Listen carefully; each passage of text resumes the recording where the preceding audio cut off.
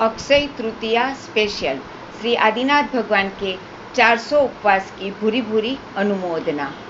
400 दिनों का उपवास हुआ है, तब जाके आज श्रेयांस मिला है, तब जाके आज इक्षुरस मिला है। इक्षुरस यानी कि गन्ने का रस, जिसे हम શેરડીનો રસ કહીએ છીએ। तब जाके आज इक्षुरस मिला है। ऋषभ प्रभु जी को हाय,